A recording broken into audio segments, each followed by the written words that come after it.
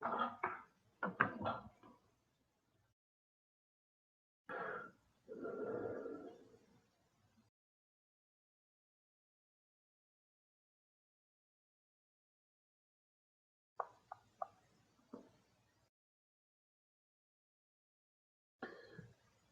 everyone.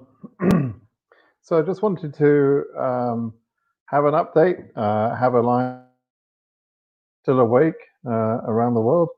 So hopefully this is working.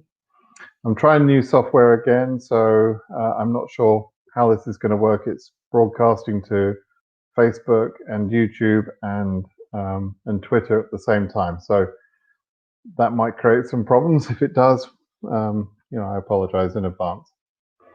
So I'm happy to take questions on DV2020 and DV2021. There's small updates on DV2020, nothing really significant, no big news, but there is a little bit of an update from the lawyers on that. And then just some thoughts about DV2021, how that's actually beginning to shape up. So by all means, ask your questions about those topics. Okay. So bonjour, Adam. Hi, Lisa.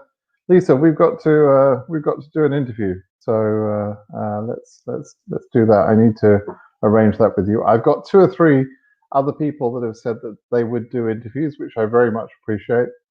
I'm really actually enjoying the couple of interviews I've done. And I think it could be very useful for people to understand the process and to get an idea of the process. So hopefully you're enjoying those interview sessions as well. Okay, so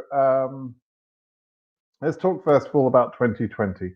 We'll get that out of the way. There's been a couple of legal updates. The government lawyers have kind of filed a response and kind of declined to continue to challenge some aspects. But also there was a timeline. Probably the most significant thing is there was a timeline being suggested, and they want to try and push the timeline. The government want to try and push the timeline out to, I think, sort of March, April time. Whereas our side would obviously rather get that done sooner rather than later. The reality is, guys, like it or not, it's going to take some time. And I think it taking time is probably not a bad thing because the economy, etc., is so badly impacted by COVID over here at the moment. So what I can say is just remain patient.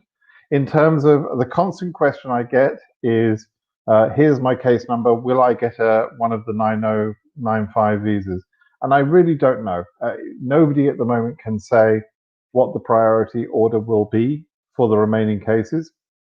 We can't even be 100% certain that we're going to win the remaining case, right? So although I have to say it's quite heartening to see the lawyers beating Trump and his administration in almost every case you can imagine. It's just the Trump administration was just a total joke and failed to write things in a clever way, and is therefore very easy to beat. So that's a good thing. So yes, Lisa, still want to do that.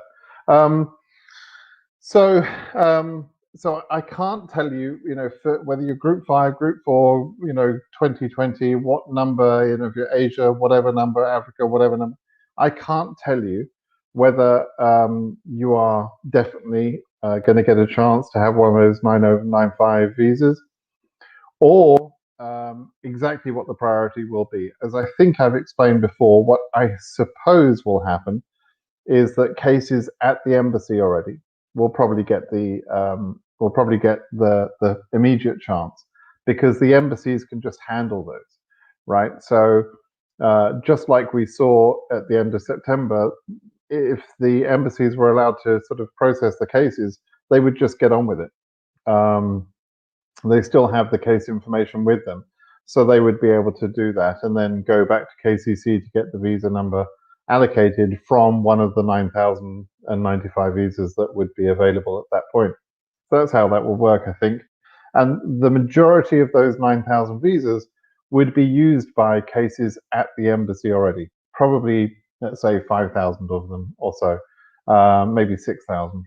That leaves a small number that could be scheduled and processed, which I would expect to go to category 4, but also by case number order.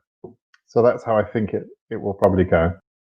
So hopefully that covers DV2020, but feel free to ask other questions if you don't think I've answered your question. Okay, so let's have a look at some of these questions. Tim's asking, what month can you tell the case number AF9000 would be interviewed? At the moment, for DV2020, 2021 rather, I really can't predict anything in terms of when this case number range or that case number range will be interviewed, because I don't know, and none of us know, when the first interviews will start. So if you don't know the starting point, you can't sort of predict, okay, it's going to take them that time to get there. I don't think we're going to see any scheduled interviews in December. That's my assumption. I could be wrong.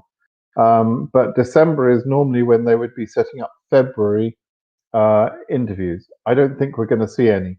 I think the earliest that we might see some, and that's not even 100% sure now, is January. We might see some 2NLs for, which would be for March interviews. But I can't be certain about that. No, none of us can be. We really need to wait and see what KCC does. Of course, if one of the lawsuits it forces them to take action faster, then that will change things a little bit. And I think out of all of the lawsuits, probably the action brought by Charles Cook and Co. Is probably the most likely to cause that to happen. So that's the Annunziato case, Annunziato versus Trump. So I think that's probably, that's possible. That could be the way we get things moving. Hope that covers that, Tim. So, okay, what else? So EM Ahmed saying, when would we expect the renewal of the proclamation, if it's going to happen? That's a good question. People have asked me, will this be renewed as of the 1st of January or after? And I've heard some of the lawyers say they are certain that it will be renewed. I actually don't agree. Here we are, it's December 15th. Trump is running around the country trying to deny he lost the election. He lost the election by 7 million votes. The process has been certified. The Electoral College, he lost the election in the Electoral College by 306 to 232. This wasn't a close race, right? That's the first thing. It's not a close race, but even if it was a close race, it's official. Trump has lost the election. There's no doubt about that. All of the noise that he's creating and the nonsense about they're going to do this on January 6th or they're going to do this, it's nonsense, right? There's no possibility that Biden is not going to be the president on January 20th. So Trump is running around wasting his time and not doing anything about COVID, which is still a dramatic crisis. There's more than one American dying every minute of every day, and Trump is running around either golfing or whittering on about the fact that he lost the election and trying to pretend there was some fraud. What he's not doing is anything with regard to policy. Certainly not the policy that might save the COVID crisis or even policy that is about immigration.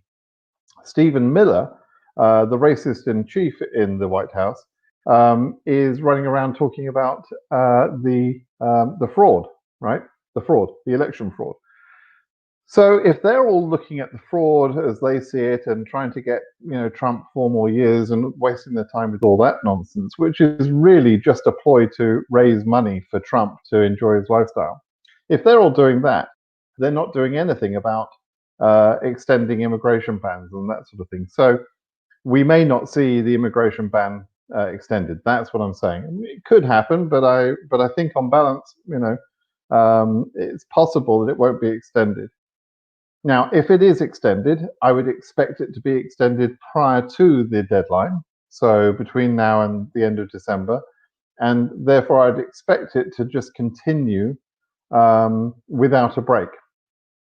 If that happens, then that's another ban that Biden would, I would expect, remove on January 20th or thereabouts, just after January the 20th, and then in the coming days after that.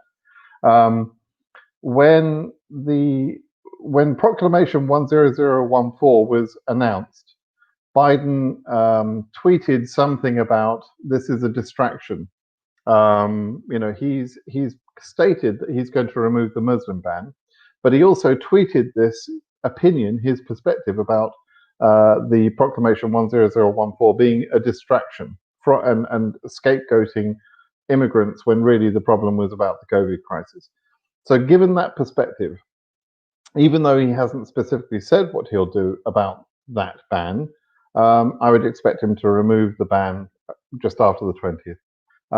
And he hasn't said he would remove it because right now that ban isn't expected to be in place on the 20th. That's why he hasn't talked about that.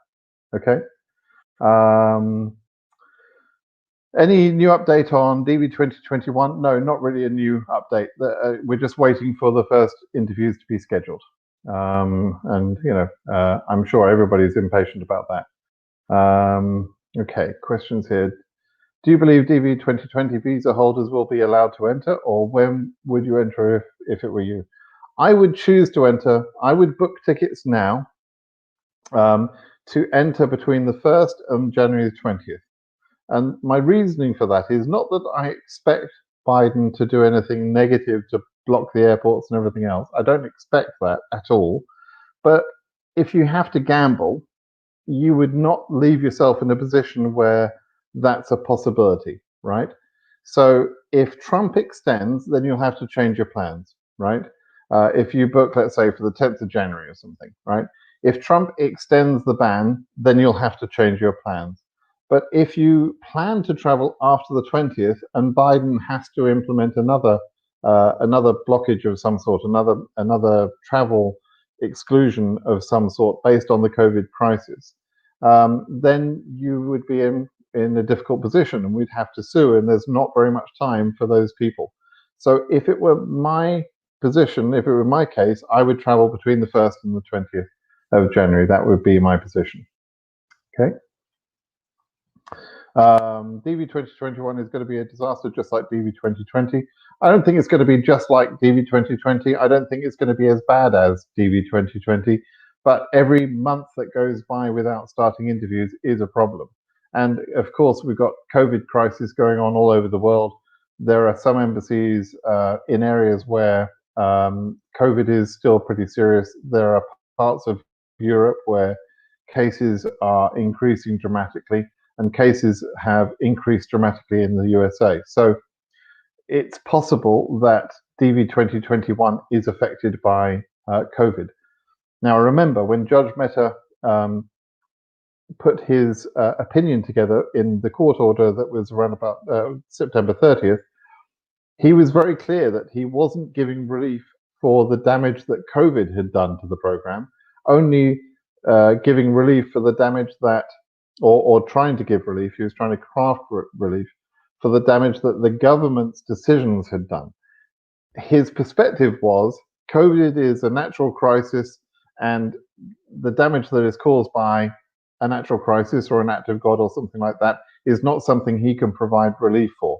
I know the lawyers see that differently, and I'm sure many of you see that differently, but that, to me, is the more logical position. Okay. Matamu says, normally the visas are meant to expire in March. So to say the judge rules in our favors, will there be an extend the expiration dates or remain March? Right. Another good question. So the legal team have asked for the ability to reissue visas again, but I would not rely on that if I were you. If I were holding one of these visas, I would not expect that to happen, because that's going to need a win in the court and this further relief of saying, okay, you can now renew. The normal policy is you can only renew within the fiscal year. So I would not plan on that. It's possible that we get that relief, but I would not plan on it. Okay, so assume that your visas end at their expiry date, which is probably in March for most people. There are a few visas whose expiry dates are in December, and I believe Charles Cook and Co. are fighting that for those specific cases. Okay. Mohammed, your AS38XX, pretty good number. Can I get the filled I-134 along with the required documents now, even though I'll be scheduled in March? I would not do that. Why would you do that now? Just because you're traveling, you're going to have the I-134 sent to you by email and the other documents sent to you by email. What difference does traveling make to that? You actually want up-to-date documents. So let's say your interview somehow gets postponed till, let's say it's April. You should be providing tax documentation for the sponsor for the year of 2020, and you should be providing up-to-date pay slips until the interview as well. So you normally get the I-134 between the 2NL and the interview itself. That's when you ask your sponsor for that information, and you get the up-to-date documentation at that point. Welcome from Fiji, Esana. That's wonderful. Okay.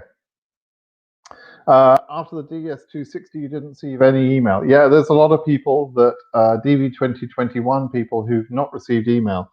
Basically, I think what happened was KCC were processing documents, DS260s, prior to the DV2020 order, right? So at the beginning of September, the judge ordered KCC to stop what they're doing on DV2021 and switch gears and do what they could do for DV2020. They stopped work at that point, I believe, and they may already have been short-handed.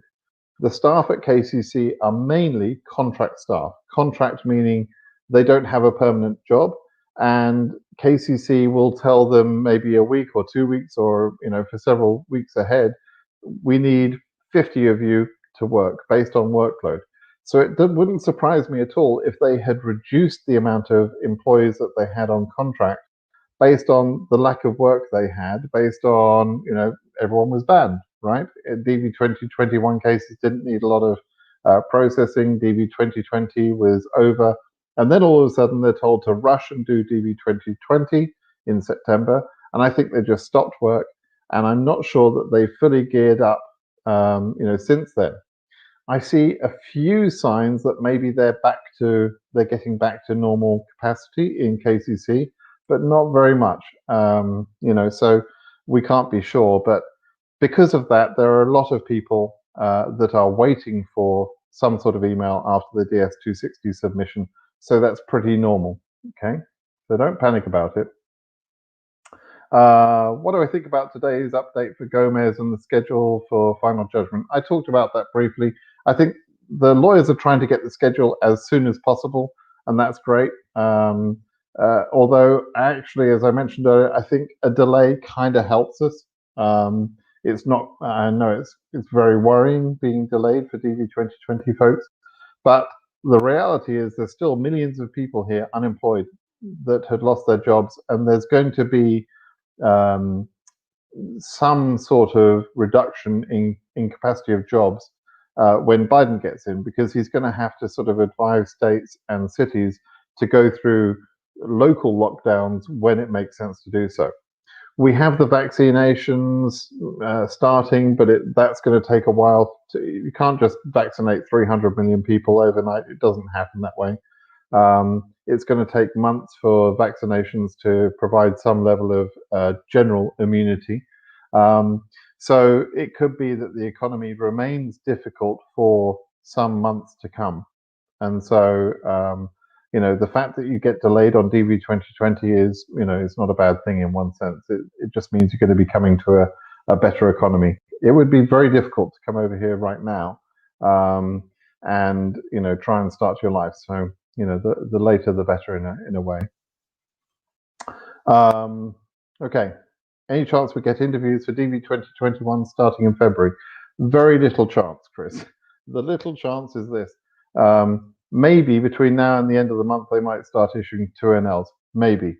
I hope so, but I don't think so. There's no reason that they would issue interviews now for February when they didn't already for January. There's no difference between January and February from a technical point of view.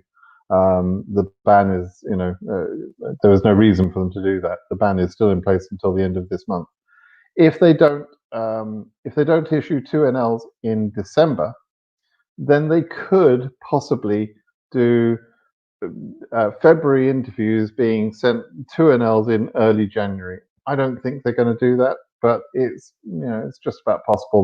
They would still be giving some small amount of notice to February interviews, so it might happen, but I don't think so. I think if we go through the end of December, then we will probably have lost February as well.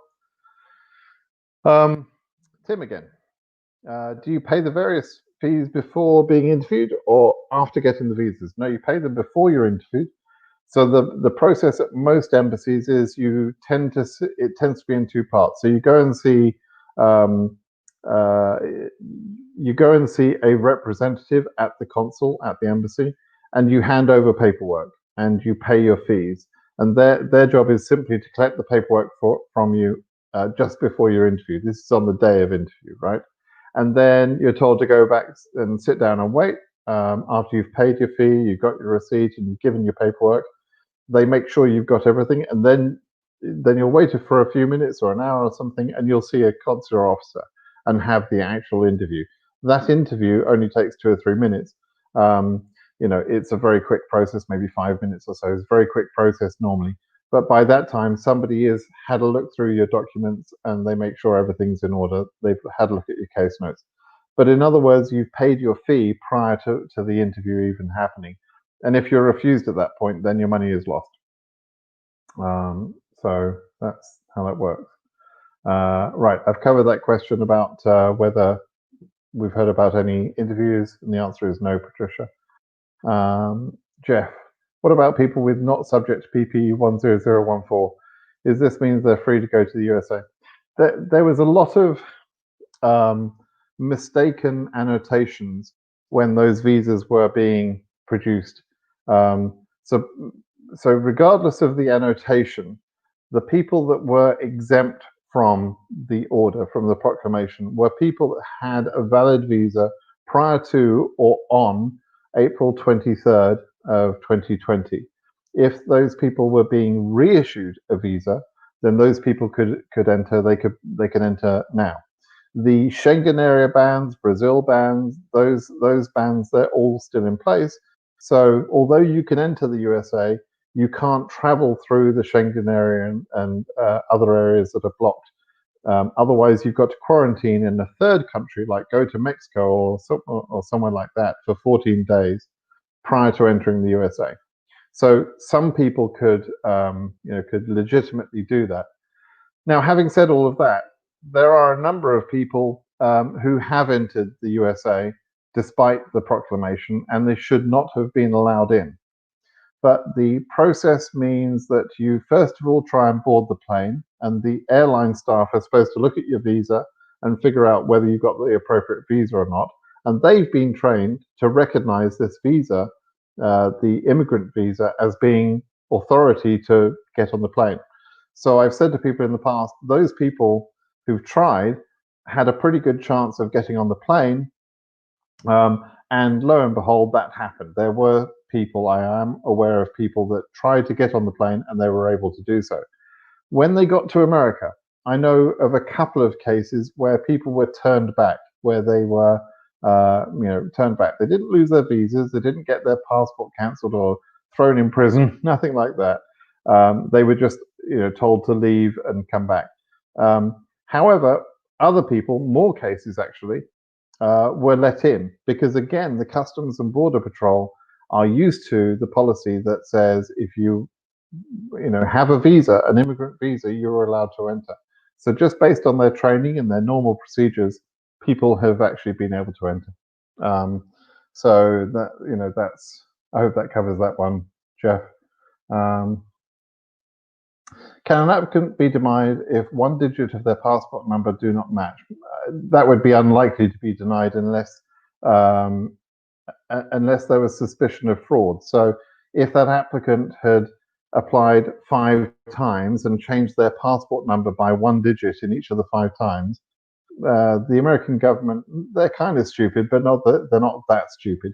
They would search for duplicate applications and they would figure that one out. So as long as it was a simple mistake, you typed a 6 instead of a 7 or whatever, that wouldn't normally get you denied. Okay, you might have to write a written explanation or something, and it is up to the CEO ultimately, but you wouldn't normally be denied for that. Michael says, I've lived in Los Angeles for 8 years on an O1, and I've had to use Medi-Cal numerous times. Does that instantly disqualify from gaining a green card via the DV lottery? Okay, this is the public charge question. And this confuses people a lot because Trump tried to change certain aspects of public charge. And that was later blocked by the courts. So here's roughly what's how that all worked out. So the consideration for whether an immigrant abroad is likely to become a public charge has always and continues to be a part of the immigration process for all immigration, not just DV lottery, but family-based immigration, employment-based immigration, etc. In most other visa types, if you're family-based or if you're employment-based, you have to provide an affidavit of support, and you use the I-864 in those cases because the I-864 is legally enforceable against the person that is sponsoring you, right? In DV cases, there is no legal enforceable option because people are self-sponsored. It's slightly different. It's similar to K1s in that respect, and so therefore they still have to satisfy the CEO that that they will not become a public charge. But an I-134 is used to ascertain that someone has got someone who's prepared to help them. But that I-134 is not enforceable.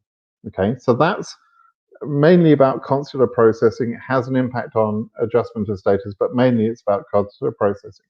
Then the question that Michael is asking is about a different thing, and you're a little confused, Michael. The consideration whether you've used public charge is not really a consideration for adjustment of status or green card applications in the DV lottery, but it could be a problem for you for citizenship later on. So whether Medi-Cal, depends how you've used it, etc. I mean, I would say that if you're in America and you're on an O1 visa, frankly, you should be paying your own way. You should be having insurance. There's really no reason to not have insurance other than the pure budget aspect, right? It's expensive. I get that, but that's part of life in America. And you should have a plan, and on an O1 visa, you should have the ability to pay for your own insurance. So you really need to take care of that. Whether that will be a barrier to, well, it won't be a barrier to your DV lottery process, but it may be a consideration for citizenship later on. Okay, so yeah, don't do it. Svaga, can you please explain why on which proclamation you have issued data at an effective date? For example, 10052 issued 22 June, but effective date is 24th of June. Okay, yeah, so there was, unusually, there was a 1 or a 2 day gap between 10014 ending and 10052 starting. There was a small gap and a different proclamation. That really is just a function of the Trump administration being a bunch of muppets. They're just morons, and they couldn't organize themselves well enough to extend it properly. But it doesn't really mean anything more than that. Okay. Chris says also, won't the 9,000 visas of 2020 negatively impact 2021 processing time? Yep, it could do, but don't get too worried about that because issuing 9,000 visas to cases that are mainly at the embassy right now is not so much work effort for KCC. It would mainly be for the embassies, and the embassies are sitting there doing nothing. There's actually quite a lot of capacity at the embassies. So if the embassies and KCC were instructed to operate on those 9,000 visas, that wouldn't really stress the overall capacity of the system very much, because a lot of the work for the all the work for KCC for most of those cases has already been done, and they were able to issue 6,000 visas in 3 weeks at the end of September. So 9,000 visas, not the biggest deal. Bearing in mind that they're not doing lots of other visa applications, non-immigrant and immigrant visa applications are not taking place at most embassies around the world. So there's spare capacity. So I'm not particularly worried about that. It is an impact. I'm not saying it's completely non-impact, Chris. I agree with you. It's a consideration, but I don't think it's going to be a total blocker to DV 2021. Ismail says, 2020 immigration visa holders, will the president extend the travel ban? Yep, we're going to wait and see on that one, as I mentioned earlier. Mike says, 2021 winner here. If I qualify with the educational ground, do I need or is it necessary for me to have work experience? No. The normal way to qualify is on education, simply because it's finite. You either meet the qualification standard or you don't. It's easier to qualify someone based on their education standard. If you've met the standard for education, you don't need to go through the secondary route of proving your work experience. So they may be interested in your work experience because it helps establish that you won't become a public charge. But generally speaking, if you meet the requirement by education, you won't be expected to prove that you meet the work experience part, right? On the other hand, if, for example, you go to an interview and they look at your education documentation and they say that's not good enough, then you don't have to do much for it. You may be able to switch to work experience and say, okay, well, here's my documentation that proves I've been, a manager at this office, and here's my experience. So if you think you've got a marginal education case, it's worth preparing for work experience, like showing your curriculum vitae or resume, as it's called over here, any letters of promotion that you've received. Try and document, whatever it takes for your case. Try and document what you would need to document to prove to a stranger that you meet the the work experience requirement. Okay. Okay, I've just skipped by a bunch of things. I got to go faster. Oh man, there we go. I'm going to go a little bit faster through these. Can we get relief from Congress? What is it? Project Voyager by Curtis Morrison is one attempt at trying to get Congress to do something for DV 2020, and also Charles Cook and Co. are doing something with their contacts to try and get relief for DV 2020. But it will. I mean, you've seen how long the legal process takes, right?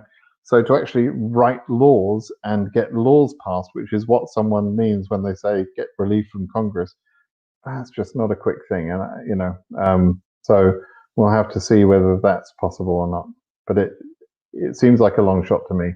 I know the lawyers. Curtis is much more confident, and I think Charles Cook is more confident as well. And they are going for they're trying to obtain additional visas beyond the 9,095. Curtis states on his Twitter feed that his objective is to get the additional 35,000 visas. As I've explained, he misunderstands how many visas are necessary, but never mind. He's trying to get the rest of the visas. So there you go. ET, phone home. ET Adam says, hi sir, please would DV 2021 with case number around 10,000 15,000 get their appointment date somewhere in January, February. No idea. As I already explained at the beginning, I can't predict dates because I don't know when interviews will start. But also, when you give your case number, always make sure that you give the region, Africa, Asia. It makes a difference. You know, they're not all the same number range, right? Hello, children in Africa. So, hi, Mr. Simon. What about the Schengen ban for EU? Yeah, so I expect that to be removed, but EU's in crisis as well. So it would be a brave administration that would remove that ban. There was some rumor about it being removed about 2 weeks ago, but for the time being, it continues. So right now, you have to plan to enter into a third country, sit there for 2 weeks, enjoy some beach time or whatever in Cancun, and then into the USA from there. Okay. Tim's answering. Let me just check that you're answering the right stuff. I always worry a little bit when you answer each other. I love it. I appreciate that you people, you know, who've learned something answer other people, but it's very easy to mislead people. So I always like to read these sort of questions or the comments. It doesn't matter what year you graduated, as long as your degree is at least high school degree, commonly known as secondary school diploma or degree. Okay, so this is a classic example.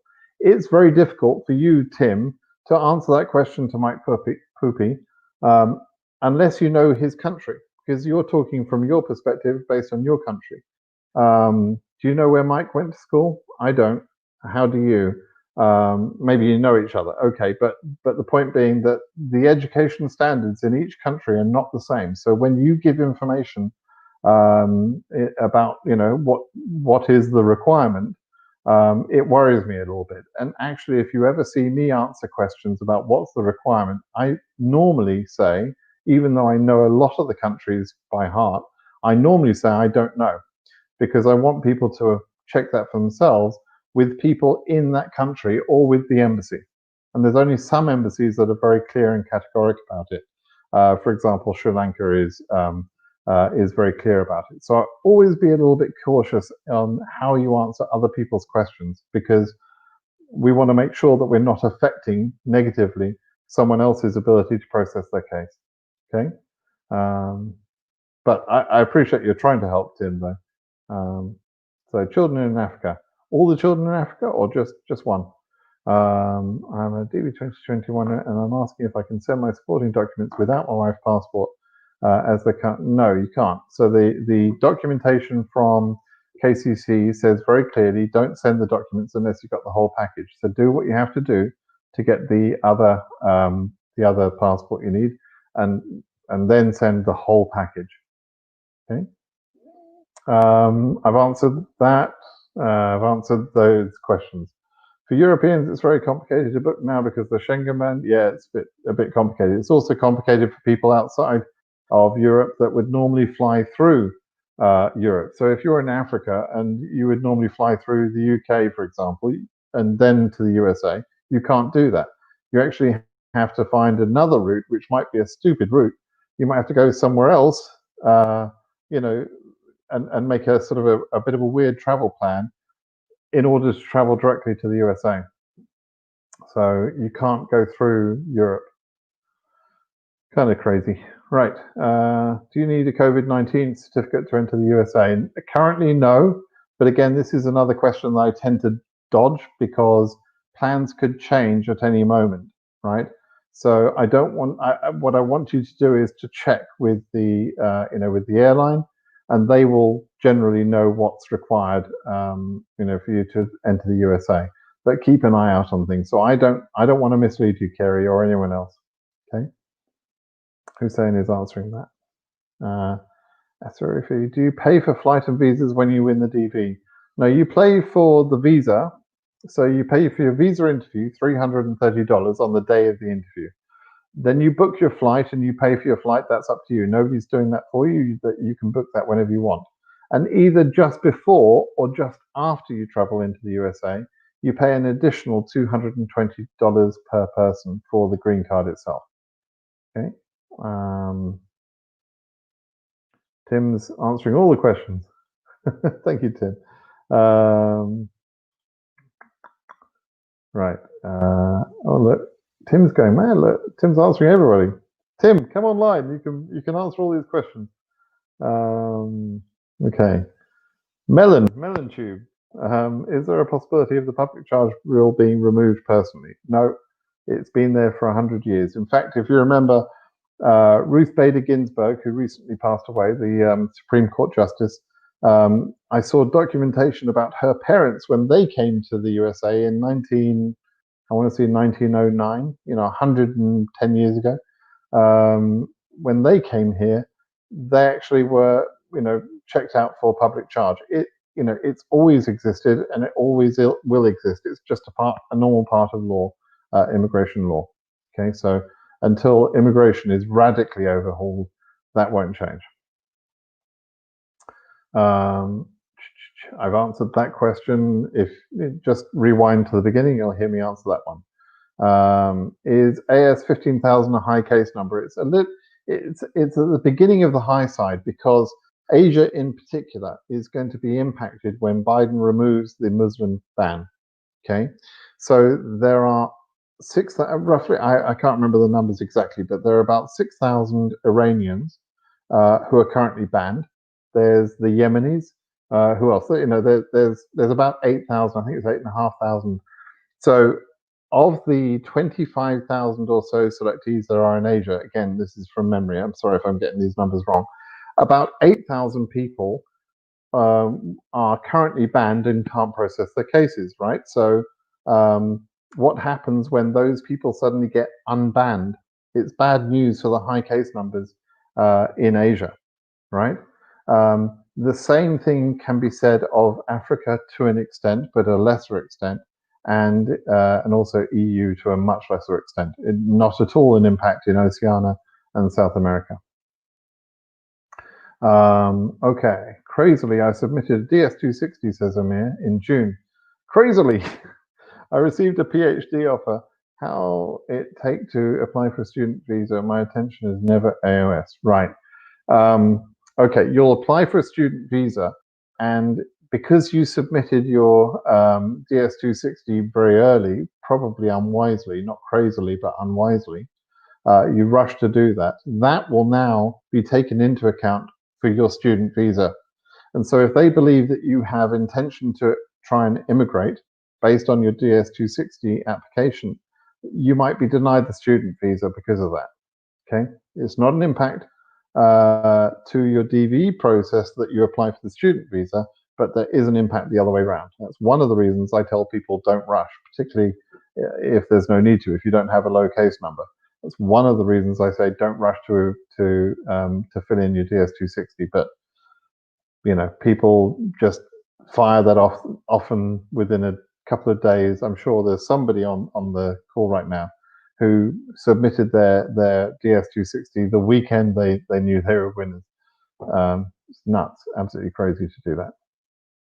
Watching from Cameroon, Ryanik, I hope you saw the interview the other day with Julius from Cameroon. What an amazing young man, and a Cameroonian who's thriving in the USA, doing the work that he had trained for back in Cameroon, i.e.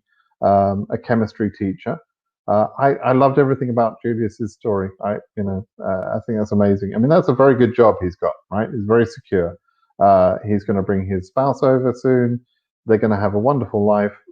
And I'm not saying Cameroon is bad, but if you listen to the interview, I think it's clear that Julius has got better prospects today than he had before. So I love that. So anyway, it just shows that Cameroonians can do that. Yes, that's what I'm recommending, Volivoli. That's what I'm recommending. Travel between the 1st and the 20th of January. That's my recommendation. It won't be the end of the world if you book for after the 20th of January.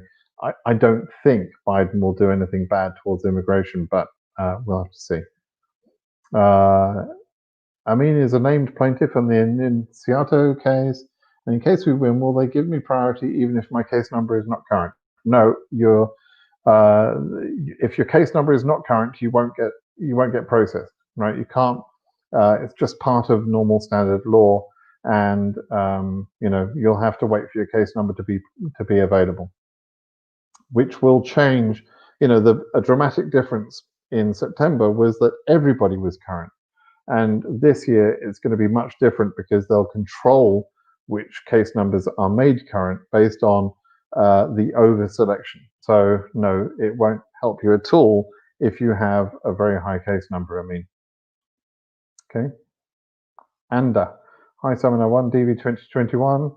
Is EU29XX a high case number? No, not particularly. It's a pretty good case number. Should I expect me to be in the USA in 2021, living in the UK? Many thanks for the good work. You're welcome. Living in the UK, it must be cold. Ugh. I live in California. It's like probably 10 or 12 degrees Celsius, and I'm freezing my ass off. I hate it. I hate the cold weather now. Anyway, should you expect to be in the US in 2021? Yeah, we've got to see processing begin, interviews begin. But if assuming that happens, let's say by March, then yes, there's every chance that they'll get to your case number within the year. Mohammed, regarding the previous question, I will not be traveling, but my sponsor will be traveling from the US, so he's not able. Okay, so same answer though, really. Get that sent an email, and he can add the pay slips later. But you don't send those to KCC. You send them to you present them at the interview. So I'd still get the I-134 and the supporting documentation later.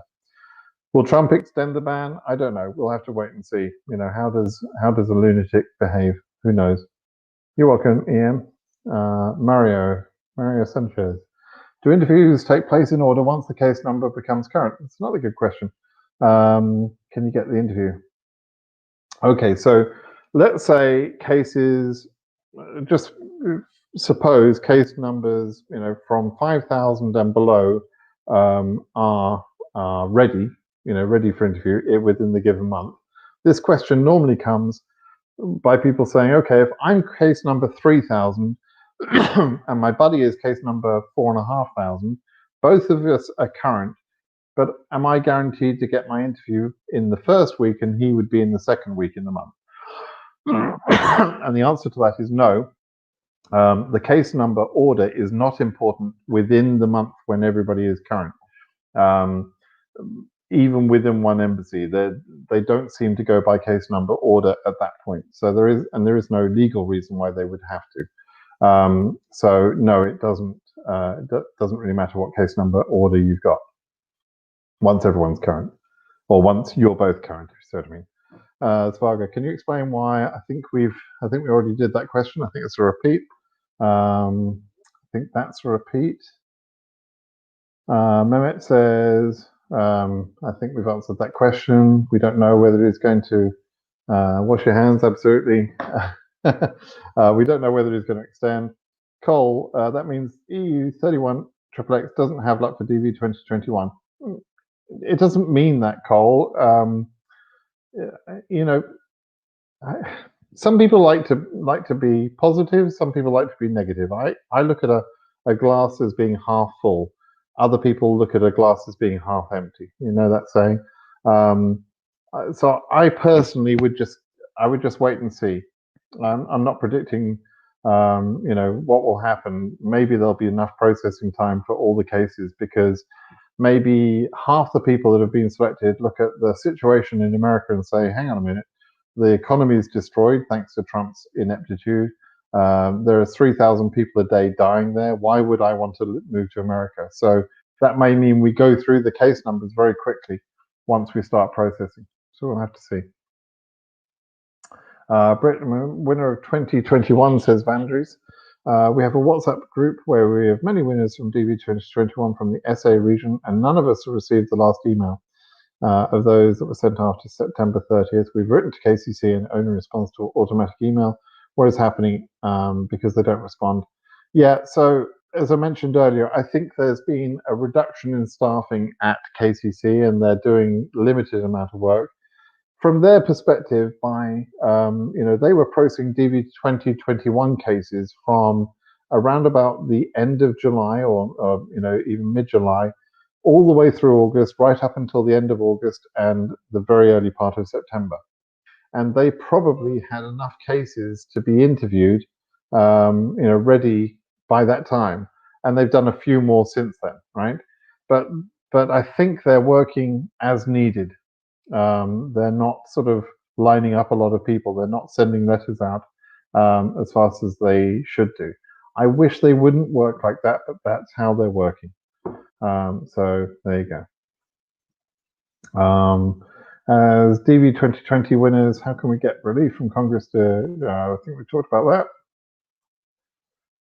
Assuming that 2NL is sent in January to all current cases, it will have an interview in March. Yeah, all current cases who are qualified for interview, meaning they've submitted the DS260 and their documents, and the documents have been processed.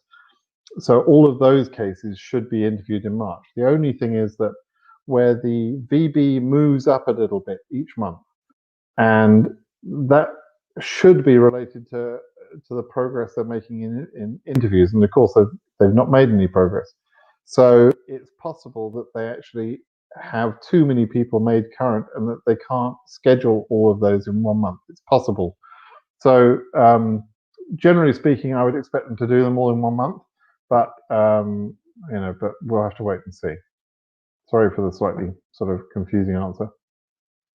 Okay. This is the question I get all the time. Here's my case number. Does the 9095 include me? And I answered this earlier at the beginning, and I basically can't say who will be chosen, who will get the visas from that 9095. What's the future of DV lottery now? The future's unchanged. There is not a lot of political excitement about the DV lottery program, but it's also very difficult to make immigration change in America. So while there's no change, the DV lottery process will continue year to year, right? If Biden were able to suggest reforms that both sides would want, then maybe they could make immigration change. But to be honest, that's one of the hardest things that the politicians can pull off. The two sides, I mean, nobody agrees on immigration. It's not even a Republican versus Democrat thing. Even within the Democrat Party or within the Republican Party, there are many differing opinions on how immigration should be handled. And so while they can't reach agreement, that means the situation just carries on as it is, and that means DV lottery will continue for some time. Eventually, they'll probably replace DV lottery with a merit-based system where highly skilled workers or people, perhaps they'll take the 50,000 visas or 55,000 visas and give them to, more interesting cases. Maybe someone still randomly, but maybe higher qualifications or something. I don't know. But that's what they would mean by merit-based. Perhaps something along the lines as same lines as Australia operates, for example, a points-based system. But we'll see. But in the meantime, nothing's going to happen quickly. Thank you, Nancy. That's nice of you to say so. Talked about the WhatsApp group question. Seems all number about half the next number are hopeless. Yeah, I mean, I don't understand. Like I was saying, I don't understand the point of being negative.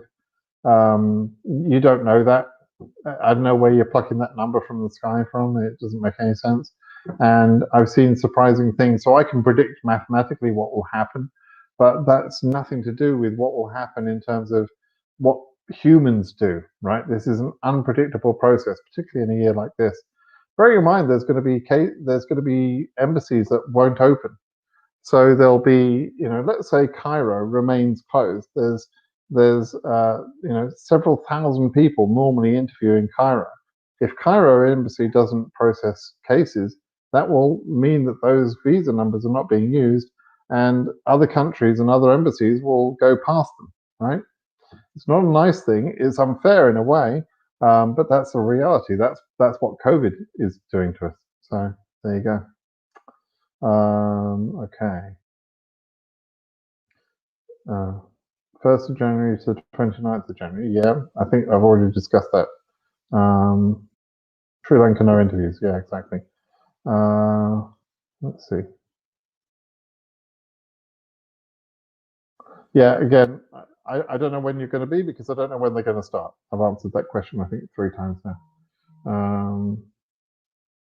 Next number for SA is about 1,800 visas. That's not true. The extra 5K of Nicara, we might get 2,000 visas. Oh, I see. Yeah, I see what you mean. So you're talking about the quota for SA, not the not the max number, but the quota.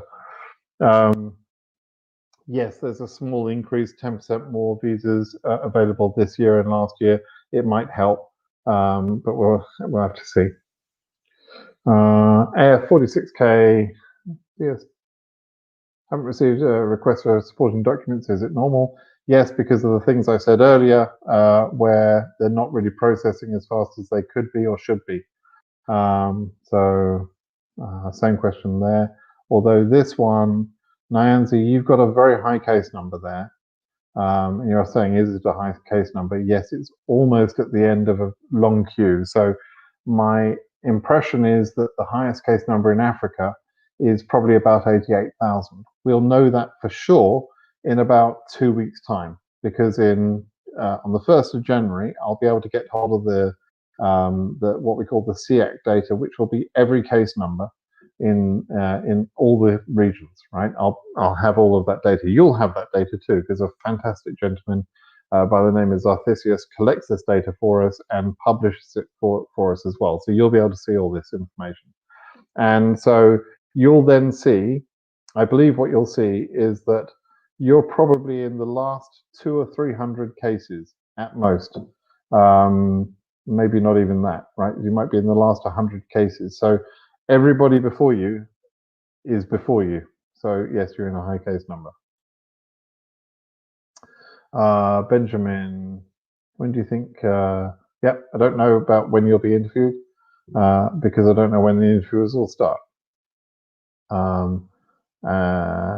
That question's been asked about 3 times, I think now. Sophia, my daughter is called Sophia and spelt that way as well. So let me answer your question. DV2021, SA 700. I would like to know if after arriving to the USA, could we come back to our countries and for how long? Yeah, so people often ask me, when you enter the USA and activate your green card status, do you have to stay for some minimum time? No, you could turn around and get on the next plane back to your own country if you wanted. There's no minimum time you have to stay.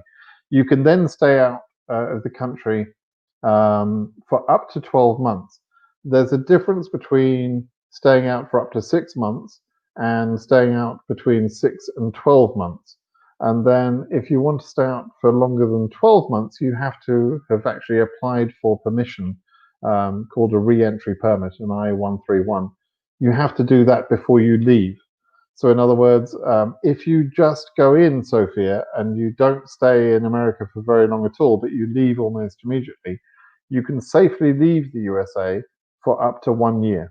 Okay, and that's always the case. It's easier to only be away for 6 months and less, but it is possible, and you're still allowed back in up to 12 months. Okay, so and all of that is without the re-entry permit. If you want more information about that, you can see on my blog, I've got a FAQ entry about that, FAQ entry about that. Okay. Aida says, hi, Simone. Simone is a girl's name. I'm not a girl, right? So I mean, this gap between issue date and effective date mean that proclamation didn't have power for this 2 days. That's correct. There was a window of time when there was no ban. Yep. Funny, isn't it? But that's how screwed up this administration actually is. They have no idea what they're doing. I just don't like the, here's a good one. I just don't like the way you deliver the bad news. Eventually, all what you say is the bad news. You don't give hope to people. That's so funny. I get people who thank me for always being positive, and then I get people like Kichu who says, you know, I'm being negative. I don't know. Whatever I do, someone's always going to be pissed off with me and always unhappy. I'm a big boy. I don't really care. You know, you can be pissed off with me if you like, Kishu. I'm sorry you don't like the way I talk about it, but you know, I think everybody here should be an adult. I assume you're over 18, so you're a big boy. So you know, you can figure it out for yourself. Chris says, thanks for asking the questions and helping us make sense of the situation. There you go, Kishu. You see, I'm making sense of the situation as far as Chris is concerned. Emmanuel says, hi. Case number is 4,000. If I get my number in, if I get current in December, do you think I can have my interview in March? Don't know either. I don't know. Don't know when they're going to start. Is there a chance for DV2020 winners who didn't receive their certain notification letter but got their paperwork received by immigration? So that's category 5, as I called it. And there's a much smaller chance for category 5 for all the reasons I explained earlier about the prioritization being probably first and foremost cases at the embassy. Next, it would be case number order, but also category 4 would probably be done before category 5. And the 9,000 visas, if that's all we have, could be issued very quickly within 3 or 4 weeks. So there may not be time for you to do what it is that you've got to do to provide your documents.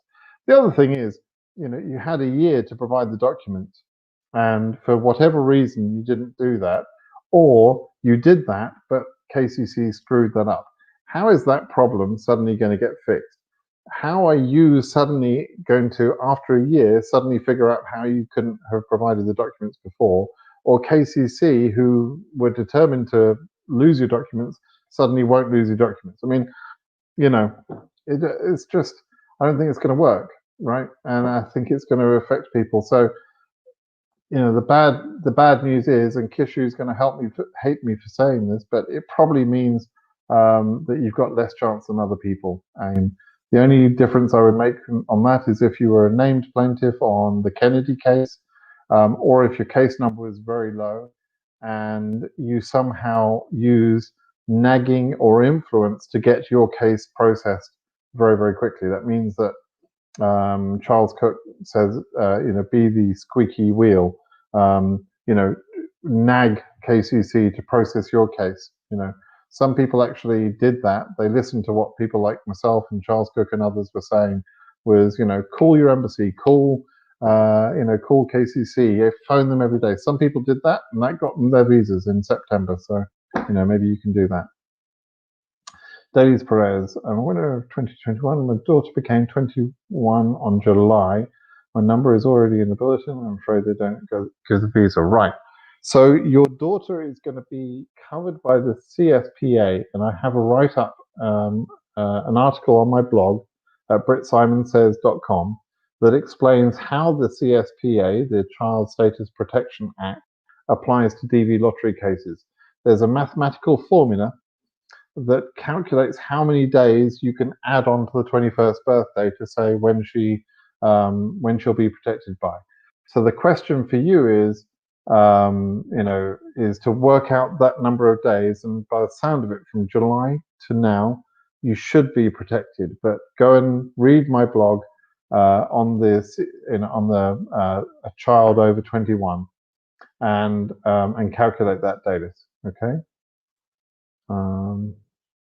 Case number is, Dalis, let me just say, if you do get an interview, there'll be a couple of weird things that will happen. Firstly, you'll get an interview notification, and even your SEAC case will drop your 21-year-old daughter off your application. And when you arrive, but don't worry about that. That's not a problem. But more importantly, when you arrive for interview, the consular officers don't understand CSPA very well for DV lottery cases. So you'll see on my article, I've said what you should do to print out the policy memo, so that you can show this consular officer how they're supposed to do that. And I'm not being mean or rude about the consular officers. They just don't know, right? And so print out the information that I've provided so that you can argue your case. You may have to do that. Okay. I don't know, Kishu. Oh God. So Kishu's going to be negative. Think of being negative. Of course, it's going to be issued, Kishu. No doubt at all. You're 100% certain to get your to get your interview. Right? Is that positive enough for you, Kishu? Right. So Hale. The interview will be determined in the 1st of January or will be scheduled when the elect president takes his position. I don't know is the answer to that one too. I don't know whether they're suddenly going to start processing and scheduling interviews in January or not, or whether they'll need to be told by the new administration what to do, or even by the lawsuits. I just don't know. I'm sorry. Mr. Simon, really need the final decision in April for DV2020. Why? Why, Sarah? What's happening in April? Do you turn into a pumpkin? Why do you need to know for April? Do you really need to know because you want it to happen? Okay, I understand that, but I don't think there's a reason, right? You just really want it to. Jerry says, keep up the good job. You're welcome, John. Case number 26. Is it a chance for interviews? Yeah, maybe. I think I've answered that a few times. Tyler, hi Tyler. What do you think about the ban? Do you think it will extend? I've already covered that. Wind back to the beginning of the video. No. So DV2020, we submit documentation. We're waiting for interview appointment. If you send documentation or your documents now for DV2020, that's definitely going in the bin. It's going to trash. They're not going to. They're just going to say DV2020. They're not interested as far as they're concerned. As far as KCC and the embassies are concerned, DV2020 is over. So don't send it. You'll just waste your time and theirs. Right. I've already said scandal. Travel. My suggestion is travel between January the 1st and the 20th. You'll probably be able to travel after the 20th, but my recommendation would be the 1st to the 20th. Wind back to the beginning of the video to understand why I'm saying that. You have to see, Cole. I don't know. Pipos Bobber. I'm a DV2021 win Africa 40K. What are my chances? Okay, so I don't know what your chances are. You'll have to wait and see. Another question, please, can I send my documents without receiving a request from KCC, or I should wait? I always recommend at this point in December of 2020, wait for now. I'm going to change the way that I respond to this question in about 2 months' time, probably about 3 months' time, maybe. But for now, wait to be asked, because when they ask you, they're ready to catch the ball. It's like they're saying, throw us the ball, right? And they're standing there ready to catch the ball for your case. If you throw the ball at someone that isn't ready to catch the ball, what happens? It hits them in the head, right? And it bounces off and it's useless, right? So you want them to be ready to catch the ball. That's why I say you should wait to be asked for sending your documents until the point at which it becomes important that you just send the documents anyway. But there has been a case in 2019 where a lot of people sent documents in November and October based on a general instruction from KCC, and a lot of documentation was lost. And so I don't think it's a good idea to send it without being asked. Okay. Ahmed says he's got a diploma 2 years after high school. What's the appropriate choice for me in university qualification? So choose whatever you think makes sense. It doesn't matter what you choose. The choice you make on the DV lottery entry, where you say what education level, doesn't matter at all. It's not used. And whatever you say in your DS260 doesn't really matter either. It's not like if you choose the wrong one, you'll get denied. It's not like that at all. It's just informational. So choose whatever you think is most appropriate. Don't stress about that question. Buddha from Fiji, can I travel to the US sometime in January from first? Yep. You seem to have asked that question about 4 or 5 times in various ways. Hopefully, I think I've covered it. Is AF 27,000 a high case number? No, the highest case number in Africa is 88,000, I believe. So 27,000 is less than 88,000, right? I've talked about when's the best time to travel, Rebecca. Nate, oh, fantastic. You're a 2018 winner.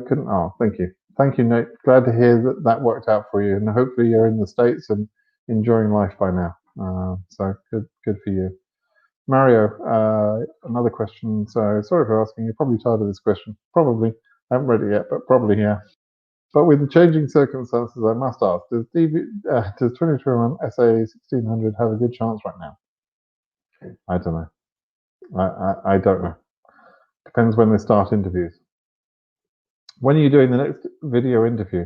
I'm probably going to try and do a couple. Lisa, if you're still on, when are we going to talk? I don't know. I've got a couple of people lined up. So Greg, there's a gentleman called Greg I'd like to speak to. There's a couple of other people who sent me an email saying they would be prepared to do an interview, and I haven't contacted them yet, so I apologize for that. And Lisa, I also definitely want to speak to Lisa because she's a very helpful lady. And is from Oceania. So I'm trying to get different people from different regions and different circumstances. And so, I don't know exactly when I'll do the next one, but I'll probably do a couple over the next few days, and then I might release them maybe once a week. I might delay the release of some of them, something like that, just to keep the information coming and keep the interest coming, but without flooding you with videos every day.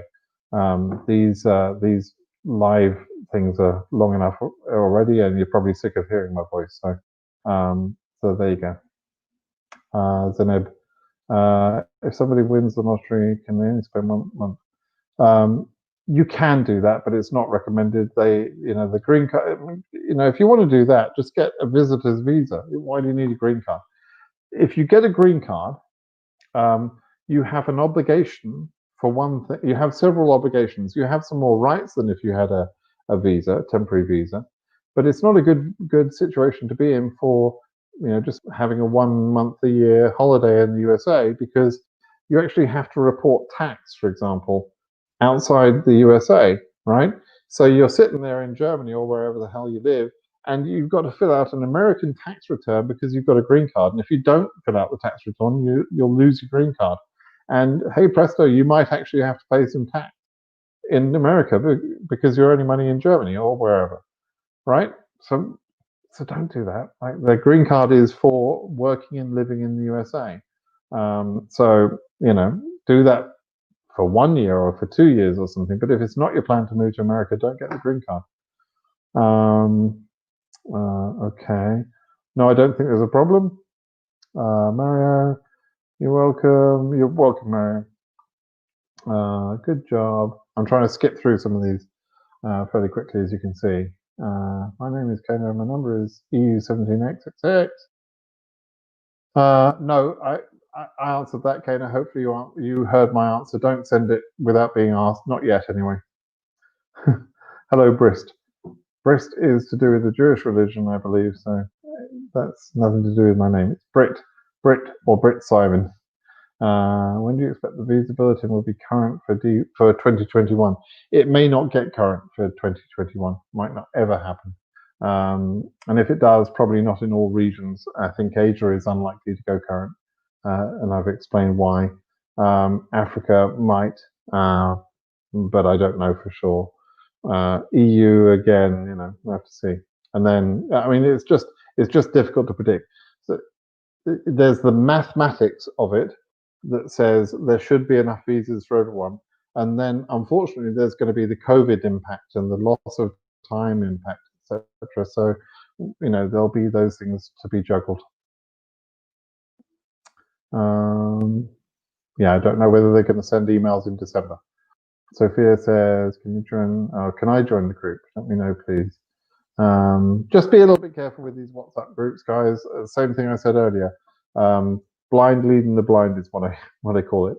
And I don't mean that disrespectfully. I think it's great that you try and support each other, but be very careful with what you tell each other in terms of information. It's very easy to get the wrong idea about something and then tell somebody else, and all of a sudden there's a rumor started, and it's as troublesome for me as it is when these other YouTubers, talk about a bunch of nonsense.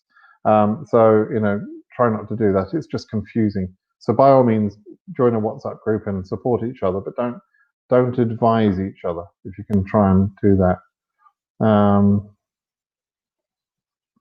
There's 4 of us here, still confusing. Okay. Olivia, what's going on? Hear it again. 6th time. Travel between the 1st of January and the 20th of January. right? 1st to the 20th. You can probably still travel after the 20th, maybe. If tickets between the 1st of January and the 20th of January, make sure they're changeable, because Trump could, between now and the end of the year, or even on January's 1st or the 2nd or whatever, he could extend the ban, right? Just to screw with everyone, just to be a pain in the ass. He could do that. So make it changeable, okay? Hopefully that's covered it. I really do.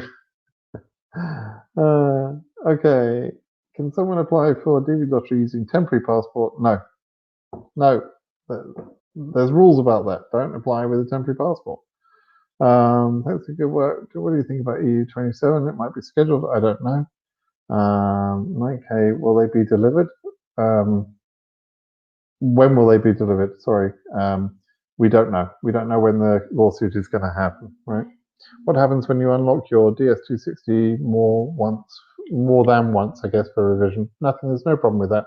It's much better to unlock your DS260 than to have an inaccurate 260. I don't know why people get freaked out about this. You know, unlocking your DS260 generally doesn't cause any delay, but isn't a delay to your case of a month better than denial because you have the wrong information in your DS260? So for goodness sake, people, correct your DS260s. Don't not correct it because you think it's going to be delayed or think there's going to be some problem about correcting the information. Your best chance is by having the most accurate information in your DS260. Now, I'm not referring to updates like you changed your home address or your job. You don't have to update for those things. Nobody cares. But if you have remembered that you omitted something important, like you spent 5 years working as a nuclear scientist in Iran, then that should be in your DS260, and you should unlock your DS260 and make sure that's in there if you suddenly remembered, oh yeah, I'm a nuclear weapons expert.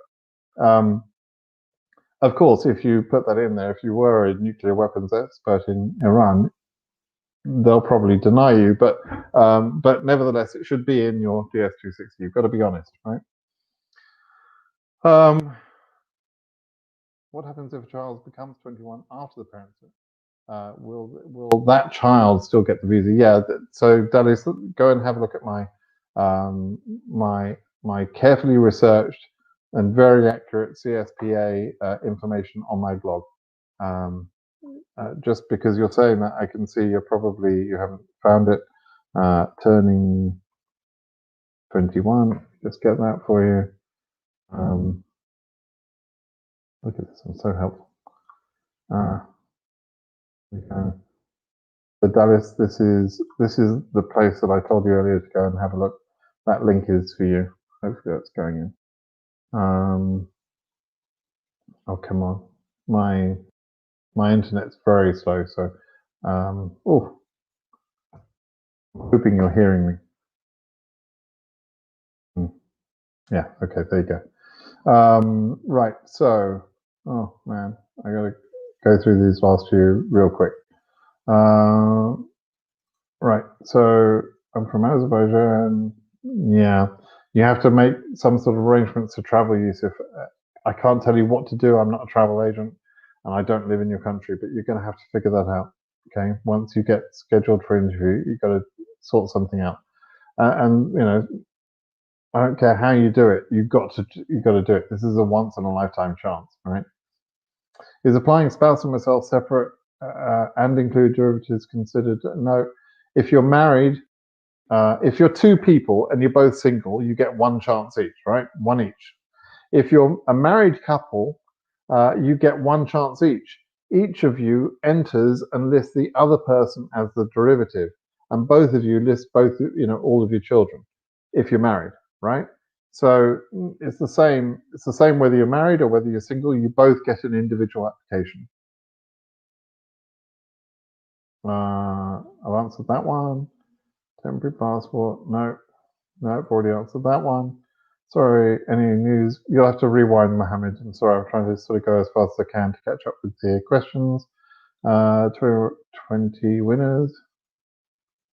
Yeah, so you, there's no way I can pronounce that name. but you, whatever your name is standing in front of the white car, you're one of the cases that I think would possibly get one of the 9,095 visas if processing resumes, but you'll have to wait and see. Answer that question.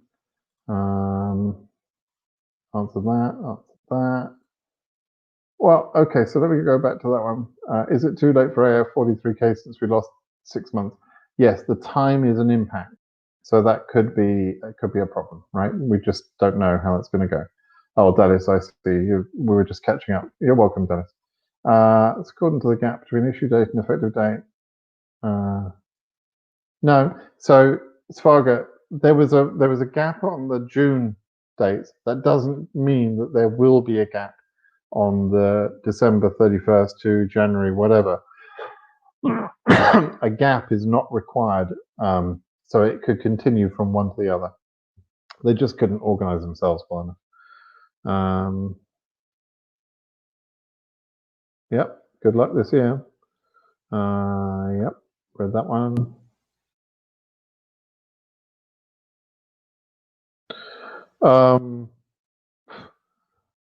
So you're a DV2020, you're group 4, and you have got a fiance and you plan to marry. If you're going to marry, if your fiance is an American citizen, frankly, yeah, go ahead and you're go through the process as a spouse. That will probably be, it won't be as quick as DV lottery, but just go ahead and do that. Certainly, if your fiance was not an American citizen and you wanted to add that person to your case, that would just be a big risk. I don't think you'd want to do that because of the circumstances of the 2020 situation. Only that, right? Jenna wouldn't have made it here without me. Wouldn't have made it here with you. Oh, with me? I think I understand what you mean, and I'm thrilled to hear it, Jenna. I hope you're having a great life over here. Watch so many guys. Okay, good luck. That's all I can say, Seba. Good luck. You keep applying. Just always tell the truth and keep applying. Right. So welcome to 2020. Kenya. Yep. So you're gonna have to wait for the outcome of the 9095 visas, right?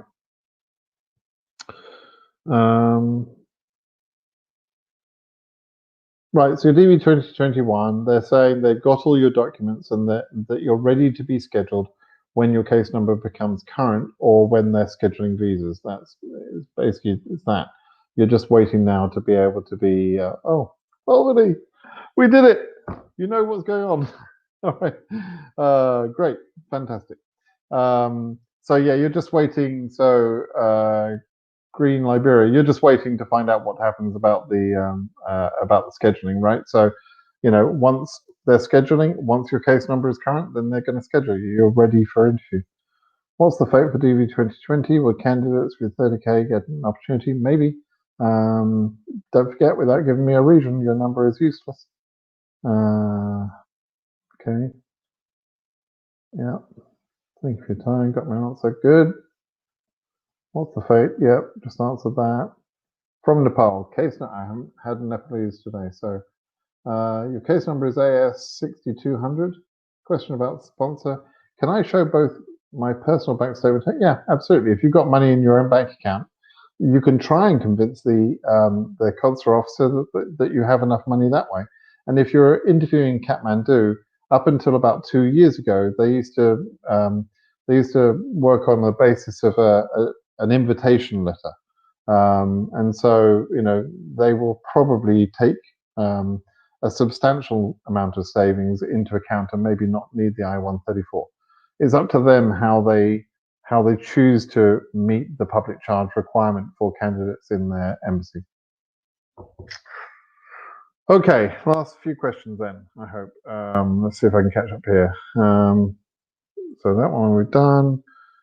New Jersey, 9th of January, good luck. It'll be freezing freaking cold, Mohammed. New Jersey in January, oh my gosh. Make sure you take a big coat. Coming to Seattle on 1st of January. It'll be raining going through Turkey. I guarantee you, Mina, you know, it's going to be raining. Beautiful area. Seattle's wonderful, but it rains all the time. Is a COVID test results required? I don't know for sure. Check nearer the time, just in case they change the rules. Right now, there's no COVID test needed. What about 2020 cases? Are they still eligible? Yeah, we've talked about that. I talked about that. That's my link. That's good.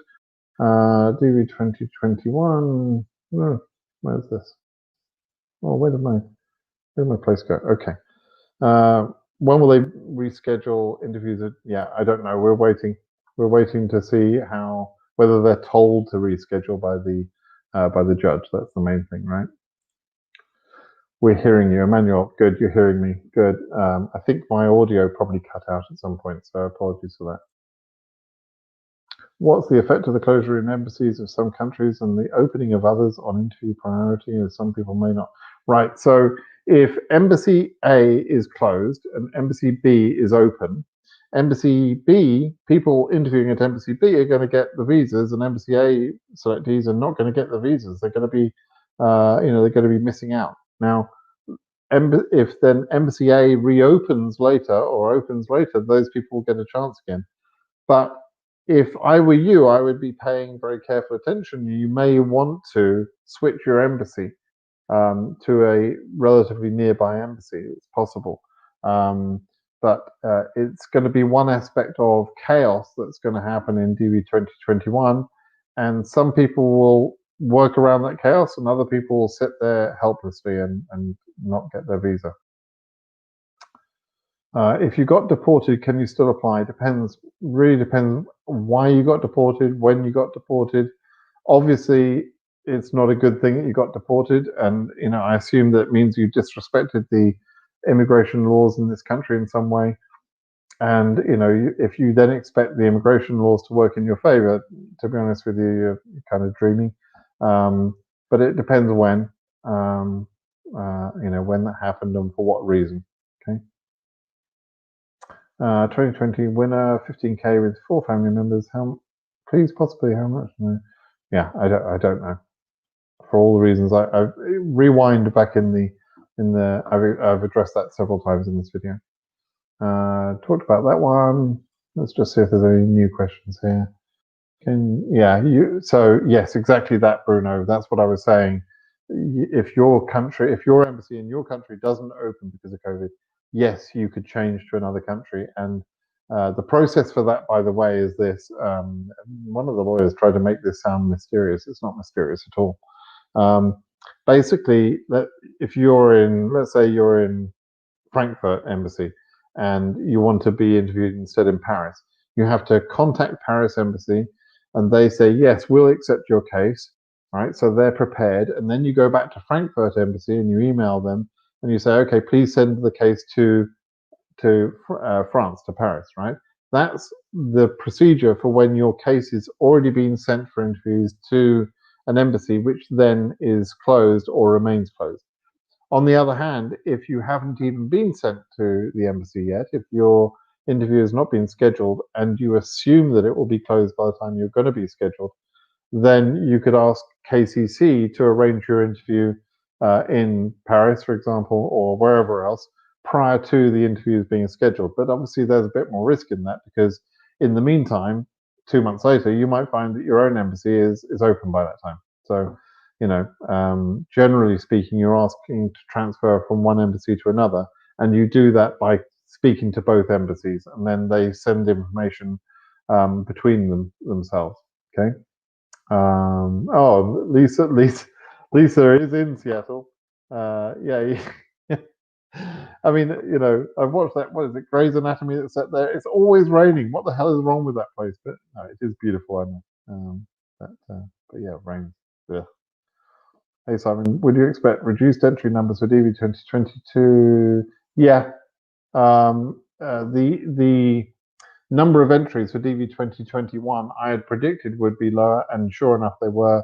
I think it's something like 15 million entries instead of the normal 21, 22 million. So yes, that trend will probably continue, as much for COVID as also for the new rule about passports. So the passport thing was probably the bigger reason before. Okay. There you go. So Mina and Lisa, you're both going to be in Seattle. There you go. But Lisa's taken, I believe. If we made it, I wish one day to meet you in person. Are you talking to me, Mina, or Lisa? Thank you personally. Without you, I wouldn't get the visa. You're very welcome. And yeah, California. I'm not going to say anything nasty about Seattle. It's wonderful. But yeah, maybe I'll see you in California. Okay, last question here. Britt, I salute you. I salute you too. Quick question came in. Right, so you're category 4 in DV2020, interviewed 928 and got an immigrant visa safely. Very good. Very difficult to get the visa, but thanks to your support. Oh, that's awesome. Yeah, Kaori, yeah. Fantastic. I'm glad you got that in time. And that last 3 weeks of September was hectic, to say the least. And I'd been working with the lawyers since I think about May or June, and so it was amazing. You know, I was very grateful that that worked out how it did. I'm grateful to the lawyers. As we know, it's pretty easy to sue the Trump administration because they're a bunch of morons. But I'm very grateful that we had lawyers that were prepared to do that, and mainly on a pro bono basis. So thank goodness for them. Okay, just joined now. You joined? Hey Andrew, you're about to miss the call because I'm gonna call it a day. Just check if there's anything else. DV Lottery Godfather, nuclear expert in Iran. Exactly. Yeah, probably. Target of the .. D. Yes, exactly. I don't think that would be, don't think that would be a good thing. All right. Okay, guys. I appreciate you all joining. Thank you very much for coming on short, no notice. And I hope this has been useful.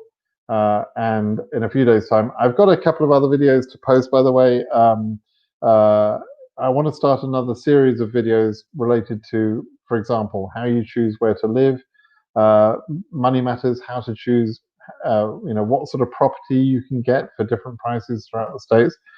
Actually, let me just talk about this for a moment. I had a contact from a pastor who is in North Dakota who is offering people an opportunity to go to North Dakota, and he would arrange some free accommodation for a couple of months, a month or two, while people get get set up.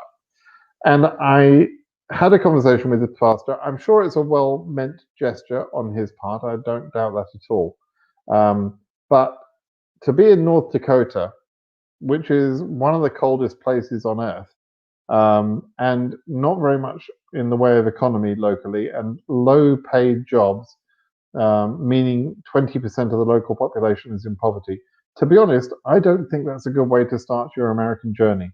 I would much rather people go to places like Seattle or Austin or North Carolina, or somewhere where the economy is better, where there's plenty of jobs, where the cost of living perhaps isn't so high. Or ideally, if you can, get to somewhere where it is expensive, but you get paid a lot of money. Engineers in San Francisco are earning $200,000 a year, right? So yes, it costs a lot of money to live where I live, but you earn a lot of money here. So I don't want to advise you to go and live in a place where there's almost no income, no local job prospects. It's freezing freaking cold. For 6 months of the year, it's just cold and horrible. But if that interests you, if what I just described as a nightmare sounds like your dream, then have I got an offer for you? There is a pastor who is prepared to help. Like I say, it's not for everybody, but maybe some people would like that. I don't know. So, all right. So Amina is now saying, please, please, please, please, please. So there you go. I can schedule. Yeah. So Amina, you're just going to have to wait and see what happens with the, with the 9095 visas. Greetings, 68. No. So NDAP, apparently you've been living under a rock for the last year. You don't know what went on. No, there was this sort of thing called COVID happened in 2020. 2020, in fact, has been a disastrous year in all respects. 300,000 people in America died. 1.5 million people in the world died. I'm sorry you missed it all, but maybe it's a good thing you missed it all. But anyway, in the meantime, You went current, but the whole DV lottery process was on hold. We had a lawsuit. We sued them. It was really good fun. Some people got issued visas, but you missed all of that. And now there's a possibility that you might be processed later on. But if you don't know what's going on, you've probably missed out because you didn't know what's going on. So go read my blog or watch my videos and find out what the heck's been going on in the last few months. Okay. All right, and that hope that was helpful. Can't believe it would be, but anyway, hope it was. All right, everybody, I'm going to drop off now, and I appreciate you all very much, and I'll see you soon, and look forward to another interview, probably with Lisa, pretty soon. All right, bye bye now. Keep well.